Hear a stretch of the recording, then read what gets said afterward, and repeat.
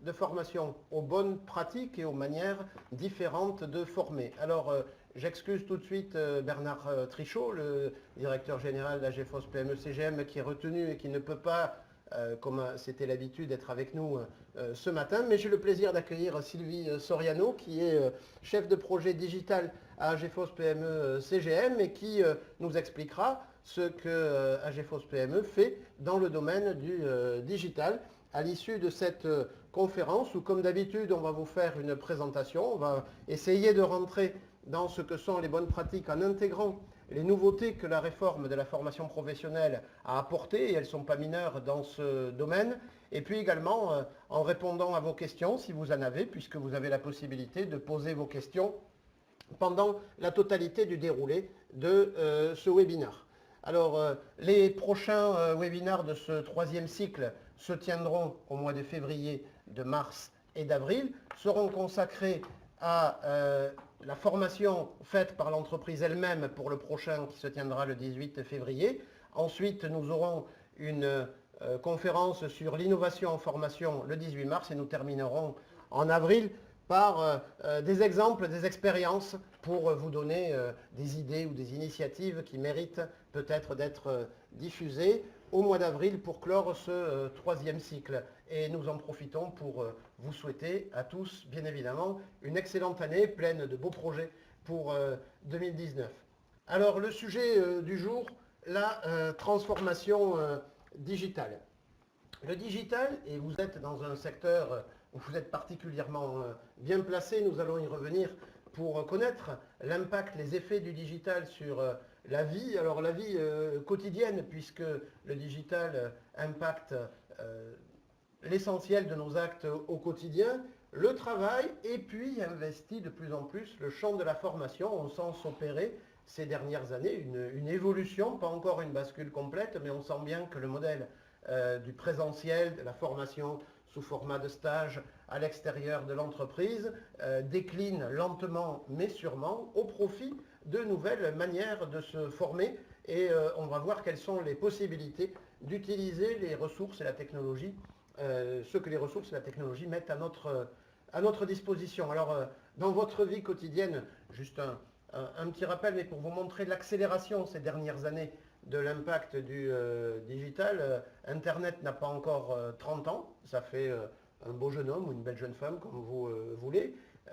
YouTube, moins de 15 ans, plus d'1 milliard d'utilisateurs aujourd'hui. YouTube tend à devenir la première bibliothèque de ressources de formation aujourd'hui. C'est spontanément sur YouTube que l'on va quand on a besoin de réparer quelque chose chez soi, de consulter une notice ou un mode d'emploi, de faire une recette culinaire. Bref, on a à notre disposition, de manière immédiate, rapide, gratuite, toute une série de ressources qui nous permettent assez facilement, finalement, d'accéder à la capacité de réaliser certaines activités. Si on bascule vers le champ du travail, en 2019, pas loin de 2 milliards de sites d'Internet et la moitié de la population mondiale qui a procédé à au moins un achat par le biais d'Internet. On a le e-commerce prend une place considérable et touche une très large partie de la population. Plus de la moitié de la population mondiale est aujourd'hui connectée. Et on a même à l'intérieur de ces évolutions une évolution qui est que, eh bien, après avoir délaissé la télévision au profit de l'ordinateur, on est en train de basculer vers le mobile, puisque la majorité des connexions se font aujourd'hui à partir d'un mobile et non plus d'un ordinateur fixe. Donc on a une transformation très rapide des modes de vie, des habitudes de consommation, et cela impacte bien évidemment le travail, les activités professionnelles. Alors, je le disais, vous êtes bien placé dans vos secteurs pour connaître ces évolutions. On sait quel impact le numérique a eu sur le secteur de l'image d'une manière très générale. Hein. Vous avez une illustration avec Kodak, alors qui a aujourd'hui pris le virage, mais enfin ça a été quand même un peu brutal il y a quelques années. Et quand on regarde le champ des secteurs qui sont le plus impactés par la digitalisation des activités, on a en premier lieu évidemment toute l'activité touristique, très compliqué aujourd'hui d'échapper, même pour ceux qui le souhaiteraient, aux plateformes de réservation, etc. On s'aperçoit que les gens qui gagnent en visibilité sur le net ont des taux de remplissage qui évoluent à peu près de manière strictement proportionnelle. Et après ce champ du tourisme, le transport, les déplacements, etc., où aujourd'hui, j'allais dire, les habitudes et les pratiques sont extrêmement développées, c'est le champ des médias au sens large, qui a été le plus impacté avant les activités de banque, de distribution avec le secteur du e-commerce. Alors, l'impact du digital, c'est la transformation. On dit souvent, on ne connaît pas les métiers de demain, etc. En réalité, ce sont davantage des métiers qui se transforment et qui s'exercent d'une autre matière plutôt que des métiers radicalement nouveaux ou des métiers qui disparaissent. Mais les manières d'exercer les activités et les métiers se font de manière radicalement différente. Pour ceux d'entre vous qui amenaient leur véhicule à réparer dans un garage il y a 10 ou 15 ans et qui l'amènent aujourd'hui, vous avez quand même une transformation assez spectaculaire de la manière dont on intervient sur les véhicules. Donc on n'a pas supprimé le métier de mécanicien, on a simplement totalement transformé son contenu, ses outils, les manières de procéder, ce qui réclame donc une adaptation quasi permanente et un développement de compétences quasiment en temps réel, parce qu'une des particularités du numérique et du digital, c'est bien évidemment la vitesse, la rapidité de circulation de l'information, rapidité des évolutions technologiques et rapidité des compétences dont on a besoin. Alors, ces transformations-là, est-ce qu'elles ont touché le monde de la formation de manière aussi importante que d'autres secteurs? Alors, la réponse est peut-être pas au même rythme. On a des habitudes en matière d'enseignement, d'éducation, de formation qui sont très prégnantes, très présentes et qui structurent encore nos manières de se former, mais on a malgré tout une évolution sensible. On a ici une enquête qui a été réalisée auprès de responsables d'entreprises et de salariés. 400 entreprises ont composé le panel, et on est sur la question de l'efficacité des modèles pédagogiques. Et vous voyez qu'en 4 années, donc de manière assez rapide, on voit bien le reflux dans les représentations de l'efficacité du stage en présentiel. Alors pourquoi ce reflux? Parce que avec ce que j'indiquais tout à l'heure, c'est-à-dire la rapidité de circulation de l'information, d'évolution des techniques et des technologies, on a de plus en plus besoin d'une formation qui est très proche de l'activité, dont on peut disposer de manière immédiate et très rapide. Et si vous regardez le petit schéma qui est sur la diapo, vous apercevrez que les modèles de très courte durée, d'accompagnement de très courte durée, gagnent du terrain de manière significative en matière d'efficacité perçue. Qu'est-ce que ça veut dire? Ça veut dire qu'un individu qui est confronté à des évolutions très rapides dans le cadre de son travail, il n'a pas forcément besoin d'aller passer 2 jours, 3 jours, 5 jours à l'extérieur de l'entreprise. Sa charge de travail, d'ailleurs, le plus souvent, le lui interdit ou limite ses possibilités en termes d'organisation. Il a besoin d'avoir des réponses immédiates, précises, correspondant à son besoin, et pas forcément de refaire une formation un peu générale ou générique sur des sujets qu'il ne va pas pouvoir ensuite transposer dans le cadre de son activité. Le CEREC, le Centre d'études de recherche sur l'emploi et les qualifications, a fait plusieurs travaux dans ce domaine qui nous montrent que quand on va suivre une formation en présentiel, 15 jours après le suivi de la formation, 50% des acquis ont disparu. Ça veut dire une très grande disparition. Pourquoi? Parce qu'on ne transpose pas nécessairement l'intégralité des acquis dans le cadre de la situation de travail. Et ce que permettent les formats courts et les formats dont on peut disposer de manière rapide, voire immédiate, c'est d'avoir une réponse uniquement sur ce dont on a besoin. Je vais vous citer un chiffre qui n'est pas là. On critique parfois, on a eu quelques articles dans la presse en disant les MOOC, de toute façon, succès d'esbrouf, puisque 90% des gens ne vont pas au bout de la formation, s'arrêtent avant. Et quand on analyse de manière un petit peu plus fine, on s'aperçoit que quand les gens suivent une formation qui est une formation en ligne, à distance, etc., en fait, ils ne suivent pas nécessairement l'intégralité de la formation parce qu'ils vont directement chercher ce dont ils ont besoin et quand ils l'ont trouvé, ils arrêtent. On n'est pas dans une consommation, ce n'est pas le modèle du présentiel que l'on reproduit où même si on n'a pas d'intérêt pour telle ou telle partie de la formation, eh bien on est dans la salle et on attend que les choses se passent. Sur un MOOC, on est proactif, on peut choisir, on peut regarder, on peut éliminer, on peut arrêter si jamais ça ne correspond pas à ce que l'on souhaite. Donc on voit bien une transformation, et qui ne vient pas de nulle part, une transformation des modalités de formation qui correspond en fait à une transformation des besoins, de ce dont ont besoin les personnes qui recherchent des compétences nouvelles, avec ce besoin d'immédiateté, de rapidité d'acquisition et aussi de compétences très pointues, très spécifiques et pas forcément repasser par un ensemble, si vous voulez, plus générique ou plus large. Donc, une évolution vers des formats plus courts. Alors, quand on dit plus court, vous voyez qu'on a le micro-learning,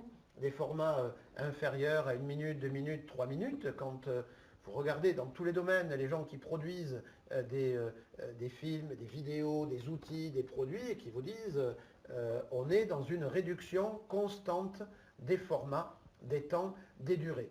Alors, la question que l'on pourrait se poser, c'est l'apprentissage. Tout apprentissage suppose du temps. Suppose, pour acquérir une compétence, de prendre le temps de se l'approprier, de l'incorporer, etc. Sauf qu'on a deux choses différentes.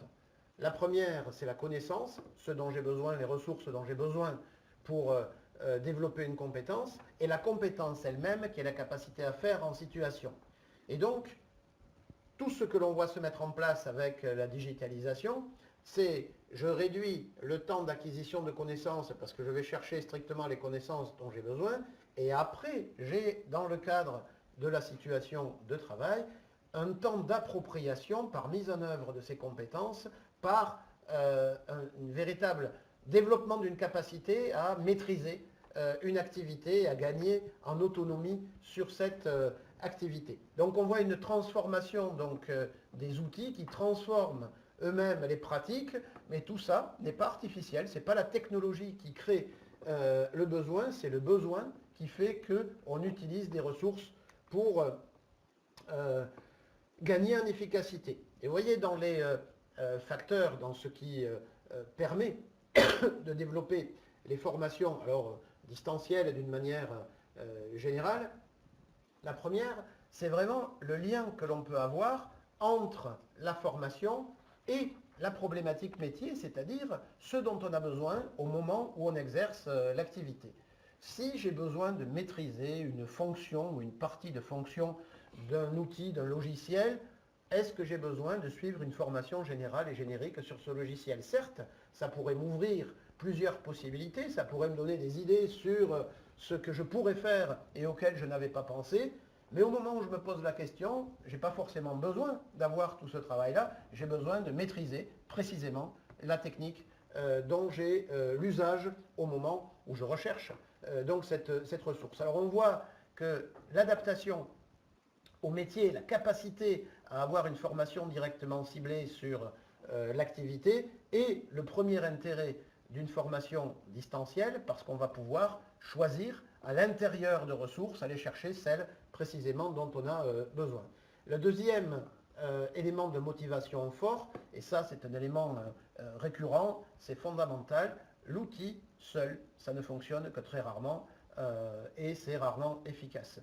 Dans la formation distancielle, il y a un rôle clé dans l'assistance, certes technique pour maîtriser les outils, pédagogique pour maîtriser son parcours et puis éventuellement d'expertise pour avoir un accompagnement, pour avoir une personne ressource, pour aller au-delà de ce que l'on trouve dans les outils et pour pouvoir maîtriser complètement ou questionner, avoir une interactivité, c'est le propre de la formation. Et là, on a des retours d'expérience depuis maintenant assez longtemps qui nous montrent que lorsque on confronte les individus aux outils seuls, eh bien en réalité ça ne marche pas ou ça marche très peu. Et qu'on a toujours besoin d'un accompagnement qui au minimum est un accompagnement pédagogique, c'est-à-dire qui va suivre si toutes les étapes du parcours sont bien réalisées, qui va dénouer les difficultés d'apprentissage, et éventuellement un accompagnement d'expertise qui permettra d'aller plus loin que ce que l'on fait avec les simples ressources. Bien évidemment, mais ça c'est vrai pour toute formation, si on a une cohérence entre le besoin de la personne et le besoin de l'entreprise, on gagne en efficacité et en motivation. Et puis ensuite, on voit qu'on est beaucoup moins sur les autres motivations qui sont parfois mises en avant en disant c'est ludique, c'est attractif, c'est des produits qui suscitent l'intérêt, etc. En réalité, c'est davantage l'efficacité de ce type de produit qui produit la première des motivations. Alors, dans le cadre de la réforme de la formation professionnelle qui est intervenue avec la loi du 5 septembre 2018 et qui est entrée en vigueur le 1er janvier 2019, donc de manière tout à fait récente, et qui commence à produire ses effets. On a, sur cette réforme-là, touché à l'intégralité des dispositifs, que ce soit l'apprentissage, les formations en alternance, le plan de développement de compétences qui remplace le plan de formation.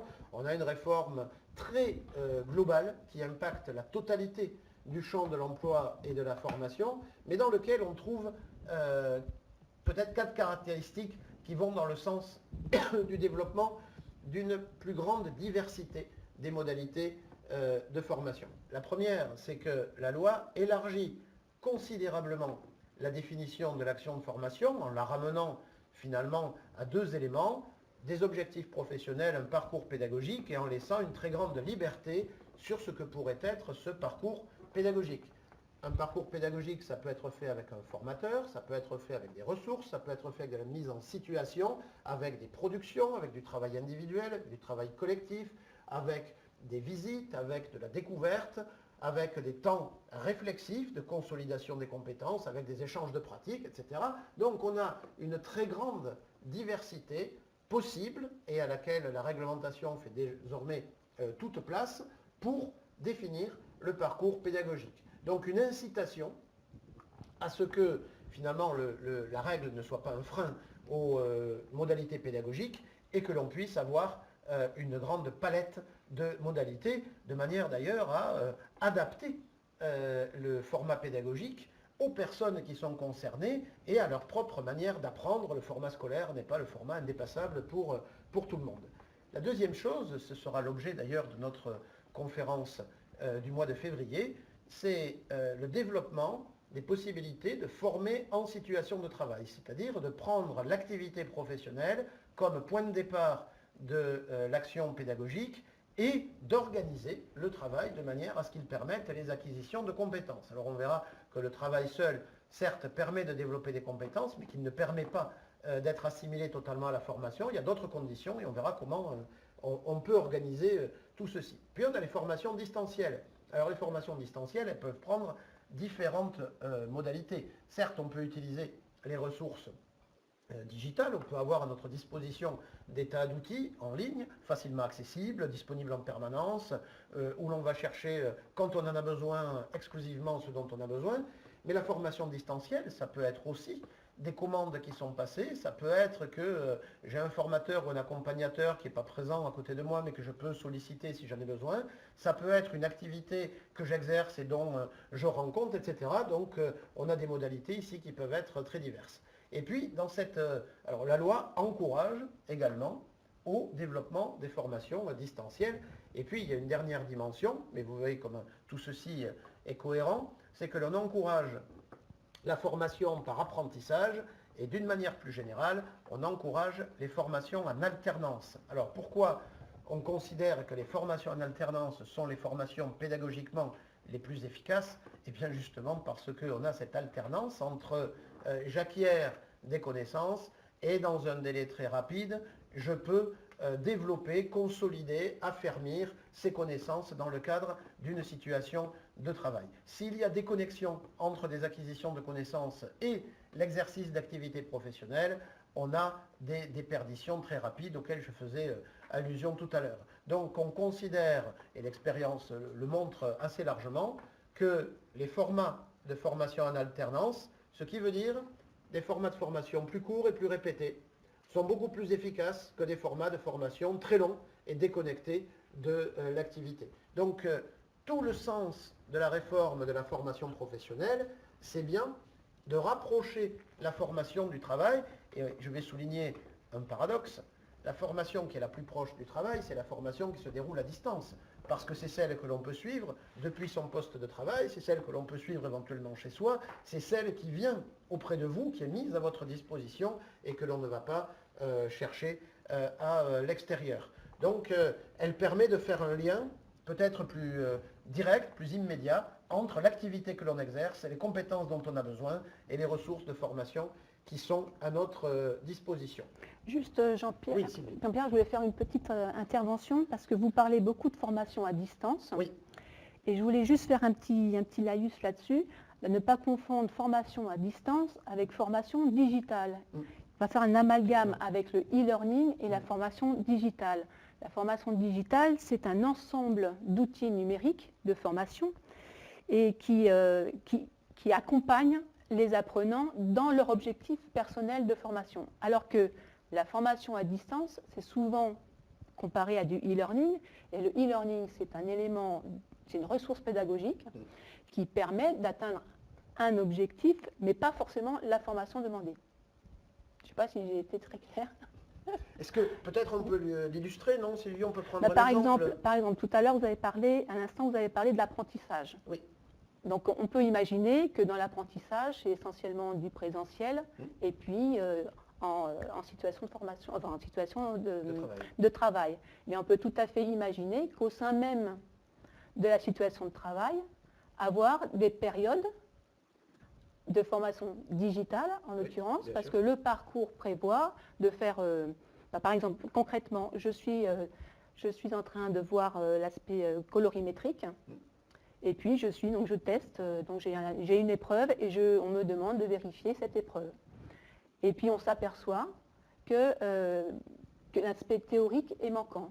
Eh bien, je prends mon smartphone, je vais sur mon micro-learning parce que j'en ai un, je vérifie, je reteste ma théorie à ce niveau-là, et puis une fois que j'ai ma théorie, toc, je peux répondre à la question qui m'est posée pour regarder l'épreuve. C'est un exemple.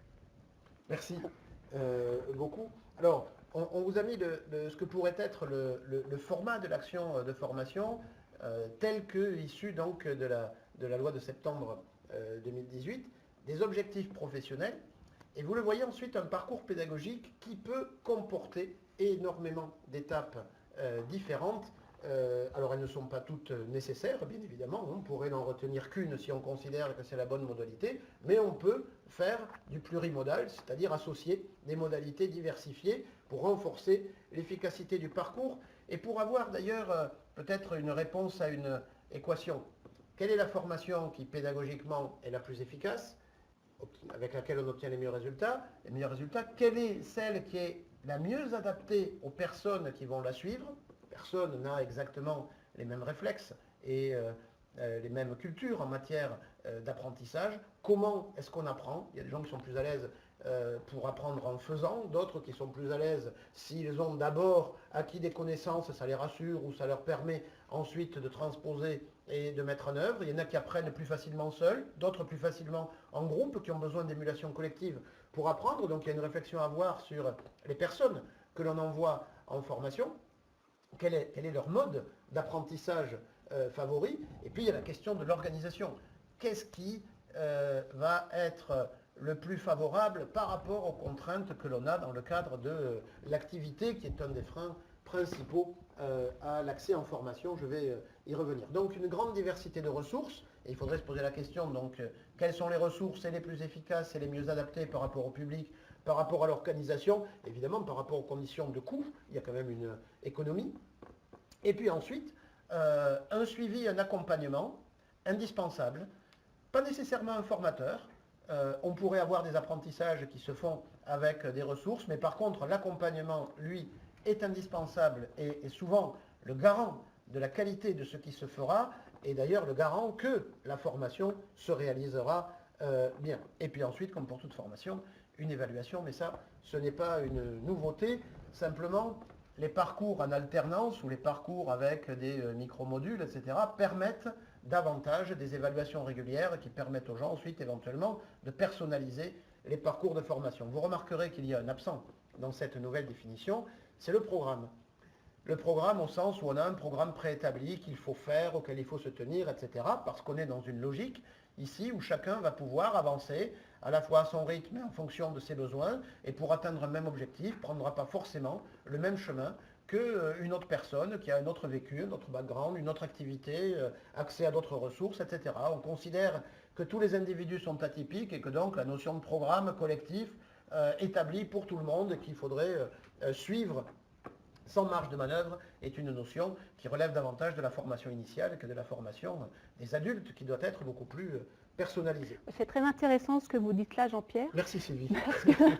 Parce qu'on voit bien que les nouvelles technologies se sont invitées dans les salles de formation également, et qu'elles décuplent la notion de ROE, c'est-à-dire le fameux ROE de Kirkpatrick, qui est le retour sur expectation, et qui permet de vraiment mesurer l'implication de l'apprenant et de son organisation aussi, et de bien vérifier l'acquis, les atteintes des objectifs, et également les différents types de formations qui permettent d'atteindre ces objectifs. Et effectivement, le fait de ne plus avoir un programme unique, on va dire homogène pour tous, ça permet d'ouvrir les champs du possible pour justement atteindre les compétences qu'on souhaite avoir. Vous nous dites que donc quand on est dans... on peut à la fois être tous dans une même salle et tous travailler sur des champs différents. Exactement. Avec un accompagnement qui s'exerce auprès des personnes qui vont faire des travaux un peu individualisés, parce qu'elles ont des ressources à leur disposition qu'elles utilisent de manière différente. Exactement. Le schéma, mais peut-être qu'on ne va pas y revenir très longtemps, le schéma de tout ce qui est finalement distanciel, mais qu'on pourrait généraliser sur l'action de formation au sens le plus générique, donc des objectifs professionnels, un parcours pédagogique, un accompagnement et une information. Évidemment, il faut que les gens maîtrisent parfaitement la manière dont va se dérouler le parcours, dont ils seront accompagnés, les étapes qu'ils auront à accomplir, les évaluations éventuellement qu'ils devront passer. Alors, pourquoi insister sur la formation digitale ou sur des nouveaux formats de formation? Parce que quand on fait, vous avez ici ce qui résulte également de plusieurs travaux, c'est-à-dire ce que sont les freins, dans l'ordre, c'est classé de manière hiérarchique, ce que sont les freins à la formation dans les TPE, PME. Le premier frein, ce qui fait que les gens ne vont pas ou vont moins en formation que dans d'autres entreprises, c'est le temps, la disponibilité, la charge de travail. Et donc, ce sont des questions d'organisation. C'est vraiment le premier frein. Alors, ça plaide donc pour des formats relativement courts de formation, répétés. Ça plaide aussi pour des formats de formation qui peuvent s'adapter au rythme de travail dans l'entreprise, au cycle de travail dans l'entreprise, et non pas l'inverse, où il faudrait que l'entreprise s'adapte pour dégager les gens, pour qu'ils puissent aller en formation. Donc, premier frein, l'organisation, la charge de travail, le temps. Deuxième frein, la crainte, justifiée ou pas, en tout cas c'est ainsi que les gens le formulent, la crainte que la formation ne soit pas adaptée aux spécificités de l'entreprise.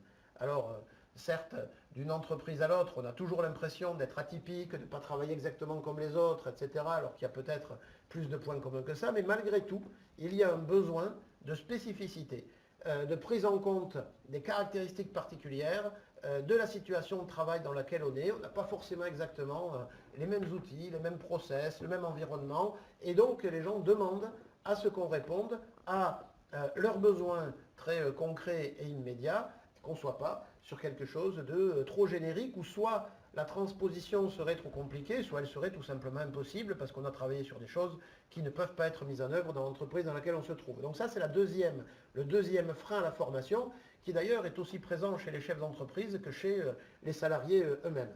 La troisième, c'est les contraintes d'organisation, mais pas du point de vue du temps de travail, du point de vue du déplacement, c'est-à-dire du fait que ça va empiéter sur le temps personnel, les organisations personnelles, et chacun peut avoir dans ce domaine-là des contraintes familiales, personnelles, sociales, qui font que, eh bien, lorsqu'il faut se déplacer, outre les questions de coût, ça génère du temps supplémentaire qu'on a parfois du mal à trouver. Le quatrième, enfin, frein, c'est, les freins 4 et 5 sont moindres que les trois premiers qui sont beaucoup plus importants. On est sur des formats non adaptés finalement aux individus qui viennent suivre les formations. Et puis, en cinquièmement, on a le coût, avec la question de l'investissement nécessaire pour le coût de la formation, qui d'ailleurs est un double coût, hein, le coût de la formation elle-même et le fait que lorsque les gens sont en formation, ils ne produisent pas. Et parfois, on a une perte de chiffre d'affaires, une non-production qui est supérieure au coût de la formation elle-même. Donc une approche économique qui rend parfois difficile le fait d'aller en formation. Alors, les formations digitales peuvent permettre, parce qu'elles ont des formats plus courts, parce qu'elles ne nécessitent pas forcément de déplacement, parce qu'on peut à l'intérieur avoir des réponses strictement adaptées à la réalité de l'entreprise, peuvent répondre à ces obstacles récurrents que l'on constate dans l'accès à la formation des salariés des TPE et des PME. Alors en matière de solutions digitales, peut-être que si vous souhaitez développer ce type de formation, vous risquez d'être finalement confronté à la difficulté de repérer l'intégralité des ressources qui seraient à votre disposition, ce qui existe, car le champ devient de plus en plus vaste, il est multicanal, on trouve du gratuit, on trouve du payant, etc. Alors là, on a éventuellement une difficulté. Je considère que ça pourrait être une très bonne formule pour former les salariés de l'entreprise. Où est-ce que je peux trouver les ressources? À qui je m'adresse? C'est quoi les produits? Comment je peux peut-être avoir des retours d'expérience sur ce qui fonctionne, etc. Bref, on a peut-être là aussi, en amont, besoin d'un accompagnement. Et donc, Sylvie, du coup, je me tourne vers vous, vous êtes la spécialiste, sur que fait dans ce domaine-là GEFOS PME CGM, mais est-ce que si on est une entreprise, on peut trouver auprès de vous une aide quand on a besoin de se repérer finalement dans une offre qu'on connaît mal ou qu'on va rechercher, on ne sait pas parfois même par où commencer pour aller la rechercher. Tout à fait. Alors la GEFOS PME CGM s'est engagée dans le digital il y a quelques années sans que ce soit sous cette dénomination-là, mais en faisant déjà des modules sur son modèle e-learning. Depuis là quelques années, depuis 2 ans particulièrement, AGEFOS s'est lancé donc dans la création d'un portail de formation digitale. Et on a donc dans cette optique-là, nous sommes en train de finaliser une offre qui sera, j'en parlerai après, et on le travaille avec nos organismes de formation de la branche, qui sont pour l'occurrence Amigraph, Affini LNR, j'en oublie déjà. Il ne faut pas l'oublier. Hein. Oui, il ne faut pas l'oublier. Justement, Amigraph, Affini LNR, Graphipolis, voilà, et l'école des Gobelins, pour l'essentiel. Et donc on travaille donc avec eux, et donc en travaillant avec eux, on a engagé la transformation digitale au sein de ces organismes de formation. Et donc ça veut dire quoi? Ça veut dire je réfléchis à mon métier de formateur, qu'implique cette modalité pédagogique dans mon métier, dans mes programmes et dans ma vision à plus stratégique dans notre organisme de formation. Donc on a travaillé sur ces aspects-là et puis en parallèle, nous sommes en train de finaliser une offre de formation qui sera présentée au mois de juin au salon Graphitech. Est-ce que c'est une offre qui est centrée sur quelques métiers en particulier ou est-ce que ça va concerner l'ensemble de la chaîne graphique entendue assez largement? Alors, vous comprenez bien que pour faire ce pas-là, il faut y aller par étapes. Donc on a d'abord choisi les sujets sur lesquels nos organismes de formation étaient plutôt à l'aise. Et donc on est resté donc, sur une offre de cœur de métier. Oui. Basé sur la gestion de la couleur, la colorimétrie et le pré-presse. D'accord. Voilà, donc c'est ce qu'on verra en premier, sur des modalités différentes. La première, donc des micro-learning. Et puis là, on commence à travailler sur de l'immersive learning, c'est-à-dire qu'on va pouvoir suivre des formations avec des casques virtuels pour être vraiment en immersion. Et avoir vraiment, ce qui est important dans la formation digitale, c'est la dimension expérience. Parce qu'on sait qu'on apprend mieux par les émotions. Et donc, en étant dans cette démarche, le cerveau imprime mieux, on apprend mieux et du coup, on est plus efficace, on a besoin d'être moins en formation et on avance plus vite. Et puis, pour répondre à votre deuxième partie de votre question, je vois que vous avez 3 autres webinaires. Oui. Donc, je pense que nos auditeurs les suivront. Le deuxième à venir, c'est former soi-même ses salariés. Oui, nous parlerons de formation en situation de travail, notamment. Voilà. La troisième, qui est innover en formation. Oui. Et puis la dernière qui est ils l'ont fait, pourquoi pas vous? Et moi, c'est surtout celle-ci qui m'intéresse, parce que c'est aussi le cadre du projet donc du portail de formation, c'est aussi embarquer le maximum d'acteurs formation, entreprises et salariés compris dans cette aventure. Parce que vous avez bien compris qu'on ouvre tout avec le digital, et donc il n'y a pas une façon d'apprendre, il n'y a plus de sachants qui déversent leur savoir, tout le monde sait quelque chose, et tout le monde peut participer à faire en sorte que tout le monde avance.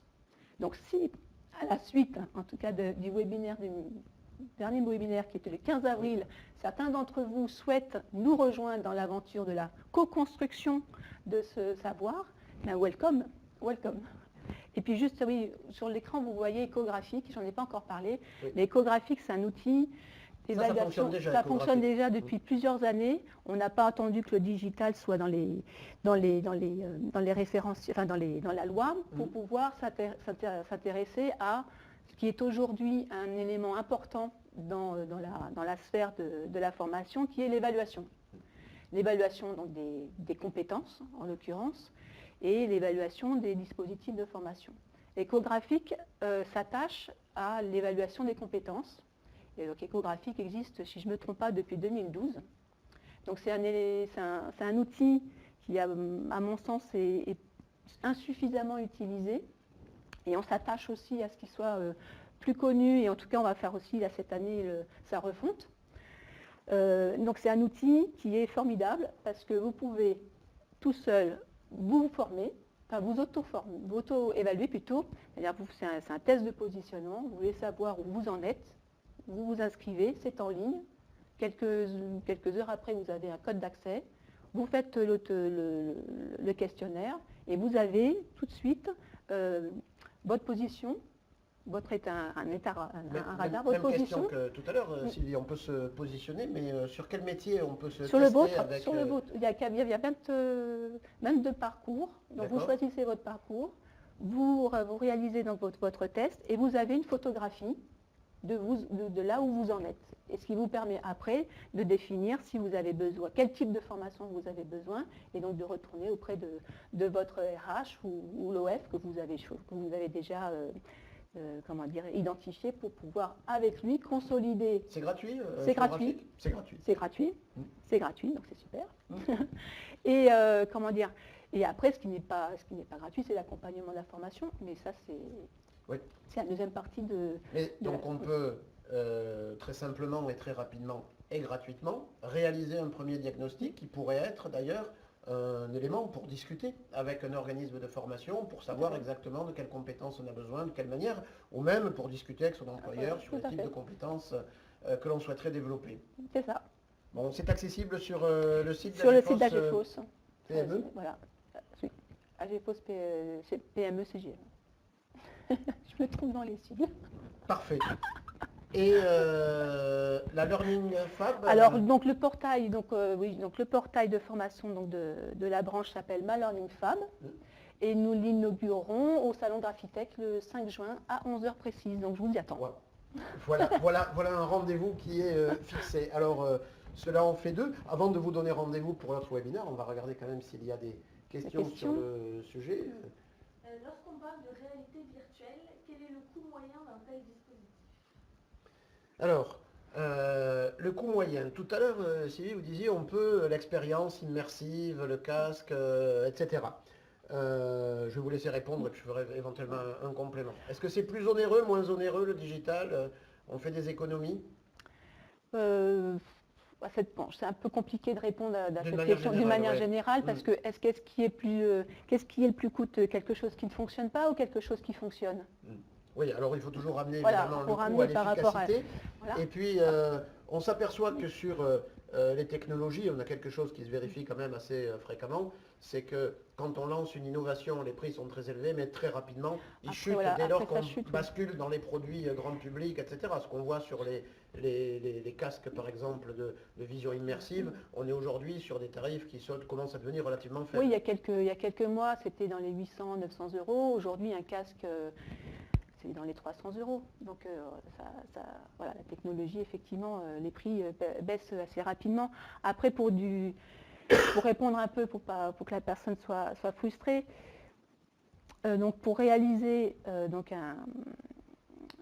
immersive learning, en tout cas travailler avec de la réalité virtuelle, tout dépend après du niveau de réalité virtuelle qu'on recherche. Est-ce que vous êtes sur de la 3D? Est-ce que vous restez sur de la 2D? Est-ce que vous êtes sur un parcours complet? Est-ce que vous êtes plutôt sur un principe de micro-learning? Donc tous ces éléments-là rentrent en compte, en considération. Après, aujourd'hui, vous avez des outils très accessibles. Vous avez Uptel, vous avez Spidernet. Vous pouvez faire vous-même, si vous êtes à l'aise là-dessus. Vous pouvez réaliser vous-même. Un formateur peut réaliser lui-même sa réalité virtuelle. Après, c'est effectivement de l'acquisition de l'outil, de se former sur l'outil, et surtout, c'est l'écriture. Là-dessus, la compétence qui est nécessaire, si vous le faites en interne, c'est que le formateur, l'ingénieur pédagogique ait les fondamentaux de l'écriture scénaristique et vidéo. Et puis, et après, c'est du temps passé. Je vais prendre un exemple qui est une analogie avec un autre secteur, mais dans le secteur de la médecine, et notamment la chirurgie, compte tenu des coûts des matériels, c'est beaucoup moins onéreux de se former en réalité virtuelle, ce que font énormément de chirurgiens aujourd'hui, que de mobiliser du temps sur du matériel réel, parce que c'est du temps d'immobilisation, parce que c'est des matériels chers. Et je pense qu'on pourrait avoir sur nos métiers exactement le même raisonnement. Quand on a des machines qui ont un coût très élevé, immobiliser du temps machine, c'est de la perte de production, c'est de la perte d'activité, et peut-être que si on a accès à certaines fonctionnalités et qu'on peut le faire de manière très présente, moi je sais, aujourd'hui en réalité virtuelle, on forme des plombiers pour changer les joints, faire des soudures, etc. On arrive à maîtriser des gestes professionnels, y compris par ce moyen-là. Et c'est beaucoup moins onéreux qu'un simulateur. Une autre question, Stéphanie? Non? Écoutez, Sylvie, si vous avez quelque chose à rajouter, c'est avec plaisir. Non? Bien, alors on va remercier tous nos auditeurs. On vous donne rendez-vous le 18 février prochain pour parler de formation en situation de travail. C'est une des innovations souhaitées par la loi de septembre 2018 et on regardera concrètement comment ça peut se mettre en pratique.